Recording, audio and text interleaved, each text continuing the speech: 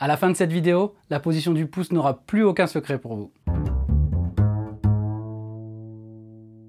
Je vous invite, si vous en avez la possibilité, à sortir votre contrebasse. On va regarder tout de suite maintenant tous les aspects techniques pour bien commencer le travail de cette position du pouce, qui est une position qui est simplement différente de tout ce qu'on a pu voir avant. C'est une autre zone du manche, il va falloir l'aborder différemment, la main va se positionner différemment, notre manière de tenir l'instrument aussi va être un peu différente, donc on voit tous ces aspects maintenant. Vous aurez comme d'habitude à la fin de la vidéo un exercice dont je vous montrerai l'exemple que vous pourrez pratiquer soit en même temps que moi, soit simplement en téléchargeant le PDF dans la description. Vous avez un lien, vous n'aurez plus qu'à cliquer dessus. Vous téléchargez le PDF et vous pourrez le travailler quand vous voulez, à votre rythme, à la maison. Sans aucun problème, vous remettez la vidéo si vous voulez revoir un peu. J'ai mis comme d'habitude tous les doigtés dessus, tout est expliqué. On commence par la position du corps, le plus important dans cette position, parce que l'erreur la plus courante, c'est de se dire je dois aller chercher des notes en bas ici, donc je vais aller me pencher pour chercher les notes ici. Et ça, on évite le plus possible. On n'a pas besoin d'aller crapahuter ici pour chercher les notes, d'accord? On n'a pas besoin de se pencher et de complètement être limite avachi sur la basse. Là, je perds complètement mon équilibre si je fais ça. Et ça pose problème. En règle générale, si vous êtes obligé de crapahuter sur votre basse et qu'en fait, c'est la basse qui vous tient, ça pose problème. L'équilibre est super important pour éviter de se créer trop de tension et de se faire mal. Donc, la seule chose qu'on va faire, c'est très simple, c'est plus on va commencer à descendre, on va légèrement faire comme si on allait s'asseoir. Donc, c'est un peu ce mouvement, je vais un peu m'asseoir. Vous voyez un peu, c'est très léger. Hein. Vous laissez la basse venir vers vous pendant que vous fléchissez légèrement les genoux et vous partez légèrement en arrière. Et comme ça, regardez, j'ai à peine à me baisser et là, je peux déjà couvrir une grande partie de la position du pouce, d'accord, même presque jusqu'en bas.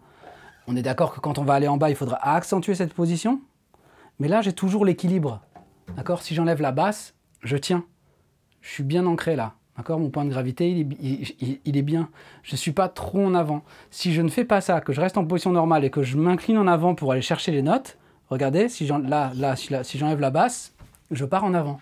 Et ça, c'est à proscrire. On ne s'en rend pas forcément compte. Ça peut être subtil parfois, mais on ne se rend pas compte. Puisqu'on a la base devant nous, on peut avoir tendance à s'appuyer dessus et à se poser. Et ça, il faut vraiment l'éviter le plus possible. Donc pensez bien à reculer légèrement. Vous vous fléchissez un peu, comme si vous vouliez vous asseoir. Vous êtes là, vous voulez vous asseoir sur une chaise. Un peu ce mouvement-là, mais c'est léger, ok? On ne va pas s'asseoir sur une chaise. La basse vient vers vous et vous amenez comme ça. Donc, très simplement, un exercice hyper simple. Vous vous mettez en position ici, la demi-position. Vous faites juste glisser, glisser, glisser, glisser, glisser. Quand vous arrivez ici en position du talon, la position de transition un peu, vous mettez le pouce sur le côté et vous le faites venir ici pour le laisser venir dans la position du pouce, entre parenthèses, et vous glissez. Là, on s'en fout que ce soit parfait ou pas. Hein. C'est juste pour que vous sentiez le mouvement. Vous revenez. Vous descendez. Vous revenez. Vous descendez. Et vous revenez. Amusez-vous à faire ça quelques fois et vous allez voir si vous êtes bien positionné ou pas. Parce que si quand vous faites ça, vous partez en avant, c'est pas bon. La base doit venir vers vous, doit avoir ce mouvement-là, d'accord? Vous devez légèrement aller en arrière. Légèrement. Si j'accentue, ça fait ça. Regardez, je l'accentue pour que vous voyez. Là, c'est hyper accentué, ok? On fléchit, on part légèrement en arrière, c'est tout. Un autre conseil, la contrebasse, ma prof avait l'habitude de dire il faut l'embrasser. Quand vous descendez, c'est un peu ce truc que vous voulez l'embrasser. Il faut avoir un peu ça en tête, d'accord? On n'est pas trop raide dessus, on ne va pas essayer de lui grimper dessus, on l'embrasse, on la laisse venir à nous, d'accord? Quand on prend quelqu'un dans les bras, on le laisse venir à nous. C'est la même chose avec la contrebasse, d'accord? Vous venez là, vous faites juste ce petit exercice-là, vous verrez, ça va vous donner de suite la bonne position du corps. On va maintenant parler de la main et de l'avant-bras, du poignet, de l'avant-bras. Donc, ça reste, vous allez me dire c'est un peu toujours pareil, mais oui, ça reste un peu comme quand on vient ici pour jouer.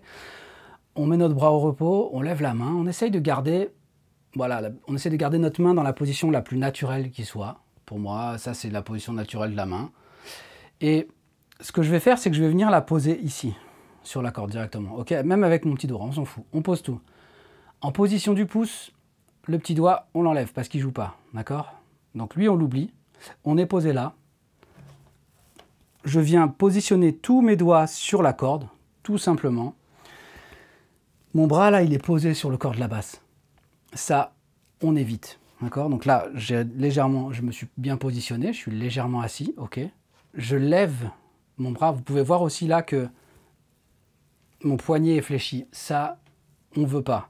Donc là, les doigts sont posés. On va commencer par poser le geste ici. Donc on va lever le coude, ok? Pour faire en sorte que l'avant-bras, ici, qu'on ait une ligne droite. Le plus possible, ok? On n'est pas hyper rigide non plus, mais il faut que ce soit droit le plus possible. On évite de trop casser et on évite de trop casser dans l'autre sens, d'accord? Donc je lève. Je ne veux pas de contact entre mon bras et le corps de la basse. Il faut qu'on puisse être libre, d'accord? On ne se pose pas pour faire des trucs et puis on revient. À proscrire, deuxième erreur, ok? La première, c'est celle de se pencher trop en avant. Et la deuxième, c'est de poser le bras comme ça. Donc, une fois que je suis positionné, je lève mon bras. On a ici à peu près une ligne droite. C'est pas trop courbé. On est dans la bonne position. Dernière étape, je veux que mon pouce soit légèrement en extension. D'accord? Je ne le veux pas fléchi comme ça. On le met en extension. D'accord? Là, on a toute la position. Vraiment. On respecte toute la position. Simplement, on se pose. On ne touche pas la basse. Le petit doigt, on l'oublie. On le laisse faire sa vie.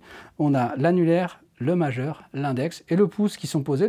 Et là, on a la bonne position de la main. Vous pourrez observer, là, vous ne pouvez pas voir, mais si vous regardez, vous verrez qu'il y a un creux dans la main. Il y a toujours ce creux, d'accord? Il y a toujours ce creux, un peu comme la position ici, on a toujours un creux. Là, voilà, là, on a un creux. Hein. Les doigts ne viennent pas se mettre d'une forme bizarre. Ils restent comme ceci, posés. Pour l'instant, on ne va pas parler de fléchir les doigts. Je vous en parle juste après.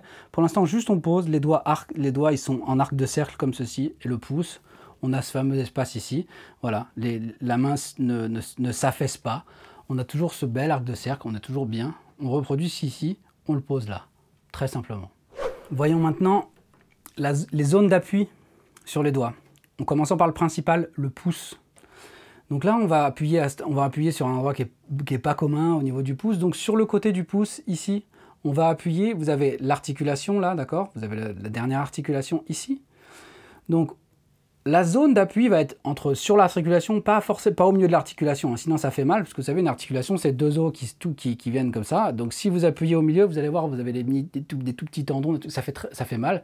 Donc en fait, on est sur la partie qui redescend vers l'ongle de l'articulation, d'accord? Vous avez cette partie-là, cette petite boule d'os. Bon, on va se caler entre le début de l'ongle, là, la base de l'ongle, et la descente ici. Donc c'est vraiment dans ce creux-là, d'accord? Vous allez le sentir. Si vous passez votre doigt, ça fait une bosse au niveau du pouce. Là, vous êtes vraiment sur l'articulation et dans la descente. Donc on peut se poser sur l'articulation, mais plus en allant vers le pouce. De toute façon, vous le sentirez, si vous êtes pile poil au milieu de l'articulation, entre les deux os, là, ça fait mal. C'est cette zone-là qui va être utilisée. Donc il va y avoir certaines variabilités, ça va dépendre. Il y a des gens qui jouent plus près du pouce, ça se joue à 2 ou 3 mm, hein, mais ça peut faire une différence au niveau de la sensation. On va appuyer là, d'accord? Cette zone-là, je vous préviens de suite, ça va être la zone la plus sensible si vous n'avez jamais fait de position du pouce, parce qu'il va falloir se faire la corne ici. On n'a jamais l'habitude d'appuyer là, donc ça va prendre du temps, ça va peut-être un peu douloureux au début, pour plusieurs raisons. Déjà parce qu'on n'a pas de corne ici, et aussi une autre raison, c'est que l'endroit où on va commencer à utiliser le pouce, c'est dans la zone où les cordes sont le plus haut sur le manche. Le manche d'une contrebasse, il est creusé ici, à cet endroit-là. Il est légèrement creusé pour lui donner une courbure. Et en fait, c'est là où, la plupart du temps, où les cordes sont le plus haut. Et c'est possible que si votre basse elle est un peu dure ou que les cordes sont un peu hautes, elle n'est pas très bien réglée, qu'une fois que vous allez arriver ici, ça soit un peu sportif. Donc, ne vous blessez pas, ne vous faites pas mal, que vous ayez des douleurs au début, le temps que la corne elle se fasse, c'est tout à fait normal. Normalement, ça ne devrait pas être plus que des douleurs de contact. D'accord? Ça chauffe un peu et on se fait la corne. Donc c'est des douleurs qui disparaissent au bout de 2 jours, quoi, un truc comme ça. On passe un peu de crème à la rigueur et puis ça soulage, ça adoucit un peu la peau et c'est bon. Les autres doigts, on va appuyer exactement au même endroit que quand on est en haut du manche. Alors la différence que vous allez pouvoir avoir, c'est qu'ici, il y a des moments où les doigts peuvent être fléchis comme ceci. C'est la seule différence qu'il va y avoir. Là, comme on va le travailler, vous verrez que moi, mes doigts ne fléchissent pas. Mais dans le jeu, après, si vous voyez des bassistes jouer, que ce soit en contrebasse jazz ou beaucoup la musique classique, puisque les solistes jouent énormément dans cette partie du manche, vous verrez qu'il arrive très souvent que les doigts fléchissent, parce que les musiciens vibrent, ou simplement parce que dans cette zone, ici, on peut vibrer, on peut fléchir, il n'y a pas de problème. Ici, fléchir, c'est déconseillé. On évite impérativement. Par contre, en bas, il n'y a aucun problème. Vraiment, c'est vraiment à l'appréciation de chacun, on va dire ça. Moi, je sais que fléchir ici, quand je joue juste 2 doigts comme ça, à la rigueur, que je suis dans le jeu, dans un walking, que je descends, et que je reviens, pourquoi pas. Après, là, j'ai tendance plutôt, quand je le travaille, j'ai tendance à travailler sans fléchir, pour avoir vraiment la bonne position, d'accord? Mais je me laisse la liberté. Ça, c'est vraiment, c'est votre main qui va, c'est votre technique et votre main qui va vous dicter, d'accord? Il n'y a pas de stress, vous pouvez tout fléchir, il n'y a pas de souci. Si vous y arrivez, tant mieux. Et puis si vous n'y arrivez pas, c'est pas grave, la position reste la même, on se positionne, on appuie bien. Donc là, vous ne devriez pas avoir de douleur particulière au niveau de l'index, du majeur et de l'annulaire, parce que c'est des zones où vous avez déjà l'habitude de jouer. Alors, peut-être l'annulaire, parce que l'annulaire, il nous sert principalement ici, avec le pouce. Ici, on ne s'en sert pas. Et il nous sert aussi dans cette zone-là, la zone de transition. Donc, c'est possible que l'annulaire chauffe un peu aussi, pas de problème. Il va s'y faire, vous inquiétez pas. En tout cas, on appuie toujours au même endroit, comme les autres. Ça, il n'y a rien qui change, on est au bout des doigts. Parlons maintenant des 3 principales positions. La position chromatique, demi-chromatique et la position diatonique. Nous, l'exercice que je vais vous montrer après, on va travailler que la position chromatique et demi-chromatique parce que c'est largement suffisant quand on débute. On peut largement faire 1 milliard de trucs avec la position du pouce, rien qu'avec ça. La position diatonique, elle est un peu plus compliquée, elle demande un peu plus d'effort, et elle est là, dans un premier temps, elle n'est pas forcément très pertinente. Je vais vous montrer quand même ce que c'est, mais on ne va pas la travailler. Donc la chromatique, c'est la première. On va partir de sol, ici, d'accord, de notre harmonique.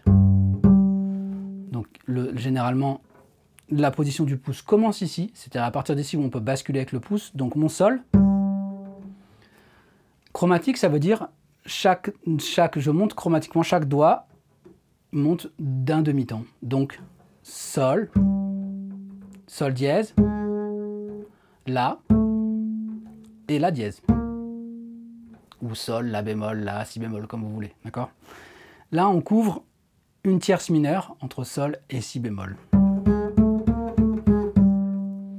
Ça, c'est la chromatique. Maintenant, la demi-chromatique, on garde pareil, mais on se déplace ici. L'écart entre le pouce et l'index, on le déplace d'un demi-ton. Donc on se retrouve entre le pouce et l'index avec un ton, et ensuite entre l'index, le majeur, un demi-ton, majeur, annulaire, un demi-ton. Demi-chromatique, parce qu'on fait des chromatismes sur la fin, et au début, on fait un ton. Ok? Je me retrouve donc avec sol, la, si sol, la dièse et si. Ça, c'est les 2 principales. Celles qu'on va travailler.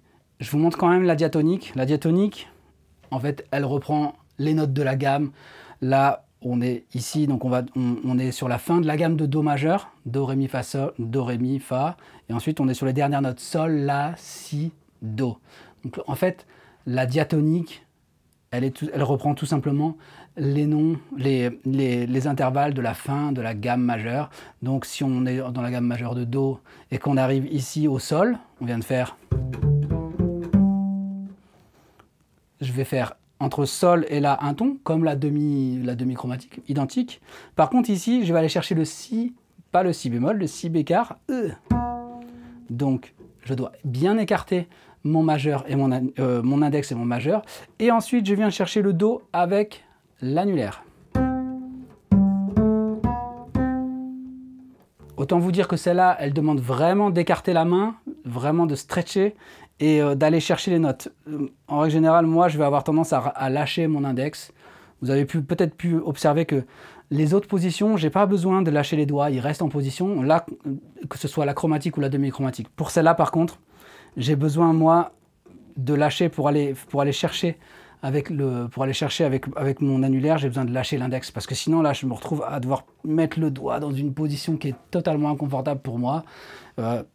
Il y a toujours ça à prendre en compte avec cet instrument, vous le savez, il est grand, il est massif, Des fois, ils sont même plus grosses. Moi, c'est une 4 quarts, elle est plus grosse que la majeure partie des basses, les 3 quarts, les basses courantes. Donc, il y a votre morphologie. Si vous avez des grandes mains, des petites mains, il faut toujours s'adapter. Moi, là, je m'adapte. Pour moi, c'est trop. Si je peux pas, là, ça tire trop. Donc, je relâche mon index pour faire cette position. C'était une parenthèse. Cette position, on ne va pas la voir parce qu'elle est, pour moi, quand on débute ou même qu'on est intermédiaire, elle n'est pas forcément nécessaire. C'est pratique, c'est ce qu'on apprend en musique classique, on apprend à jouer comme ça. Elle fait partie du corpus, il n'y a pas de problème. Hein. Mais là, elle n'a pas grand intérêt. Pour moi, elle n'a pas grand intérêt là quand on joue. Ça n'a pas, par rapport à tout ce qu'on va voir, à faire des walking, même à faire des solos, à commencer à jouer, on n'a pas besoin au début de travailler cette position. On peut déjà faire énormément rien qu'avec la chromatique et surtout avec la demi-chromatique. Pour terminer avant l'exercice, on va se faire une petite mise en bouche, simplement pour commencer à ressentir un peu comment ça fait d'appuyer avec le pouce. Très simplement, on commence toujours la position du pouce. Elle commence ici, sur l'octave, le sol à l'octave. Il y a ce sol à l'octave, on a une harmonique, qui est l'harmonique qui sonne le plus fort sur la corde. C'est celle qui divise la corde en deux. On passera les explications. Donc, on va travailler, on va faire juste ce petit truc préalable, d'accord? Juste simplement ça. Vous allez vous mettre en position, d'accord?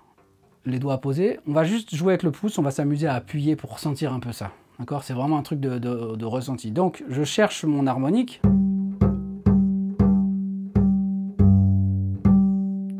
Je l'ai. Une fois que j'ai mon harmonique, je vais faire une fois mon harmonique et une fois j'appuie. Une fois je joue sol harmonique, une fois je joue sol en appuyant avec le pouce. D'accord? Comme ceci.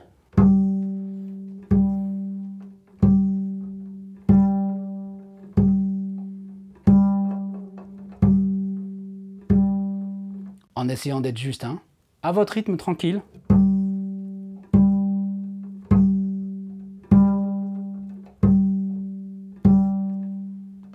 On peut rester appuyé sur la corde hein, quand on joue l'harmonique.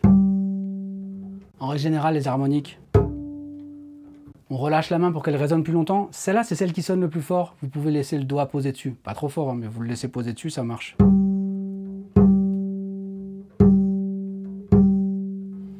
Donc on s'amuse.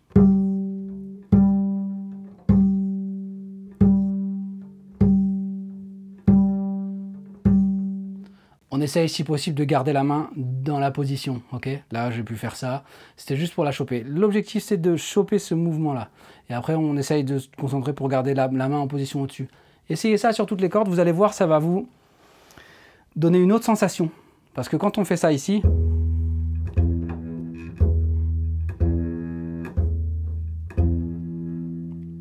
ça fait pas pareil. Ici, forcément, comme on va chercher plus par là, on va avoir le bras qui va être un peu plus fléchi, c'est normal, c'est comme quand on est ici, ça fléchit un peu plus. Faut pas s'inquiéter, on n'est pas raide, hein, on va pas chercher s'écarter le coude et tout ça, d'accord?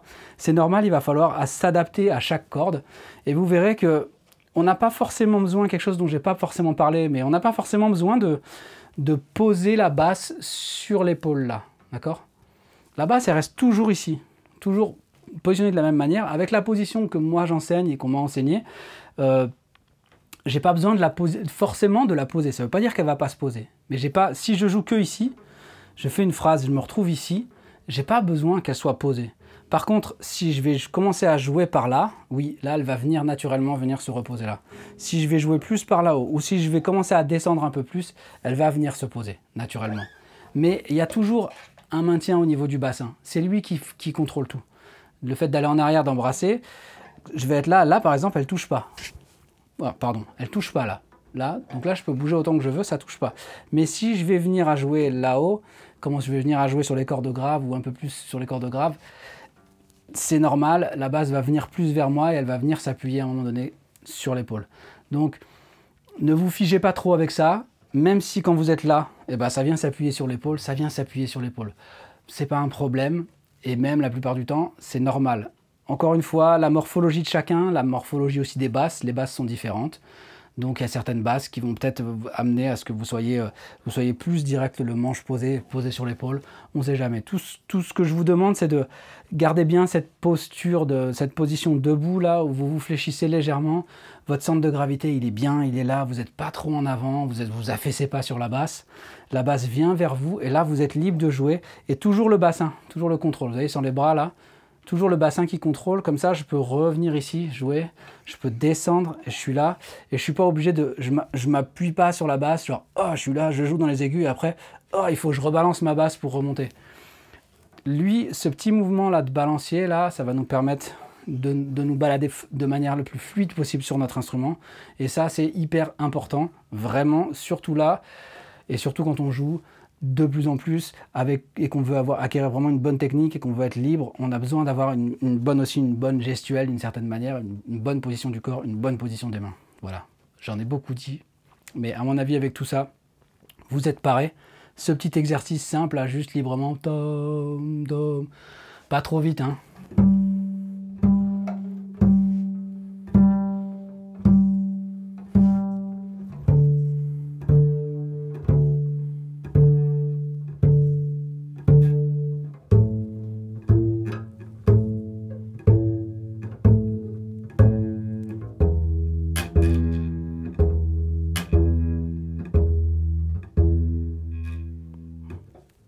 Allez, on passe maintenant à l'exercice. 80 à la noire, on joue des blanches et on enchaîne du début à la fin. Premier, position chromatique.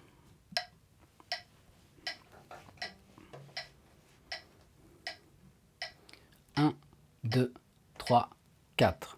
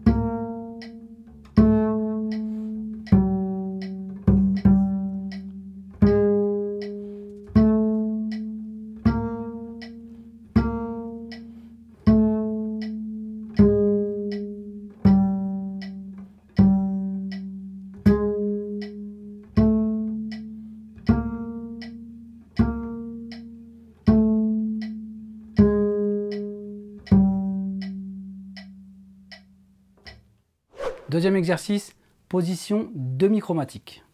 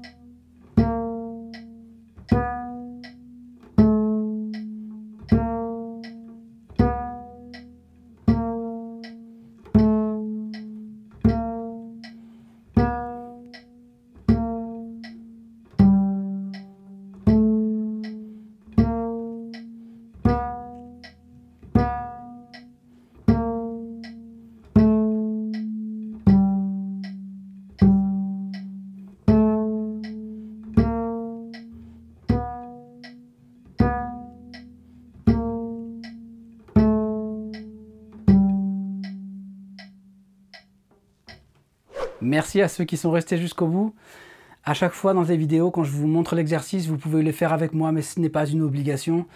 Il y a toujours des petits ajustements où on est en train de s'ajuster au niveau de la justesse ou rythmiquement, c'est jamais parfait. Donc, ça peut être perturbant si vous jouez l'exercice exactement avec moi, parce que ce qui est essentiel, c'est de pouvoir être juste, de pouvoir être en rythme et de jouer les bonnes notes, de bien jouer l'exercice. Donc, des fois, c'est quand même plus pratique ça de le faire par soi-même. C'est pour ça que je vous encourage à télécharger le PDF, à vous le garder dans l'ordi, et puis quand vous avez envie de travailler ça, vous faites ce petit exercice. Vous avez vu, c'est pas très long sur une corde. Le but, c'est de le faire sur les 4 cordes. Une nouvelle fois, téléchargez le PDF. Abonnez-vous si ce n'est pas fait, partagez, likez, laissez-moi des commentaires et je vous souhaite le meilleur. Travaillez bien et à bientôt.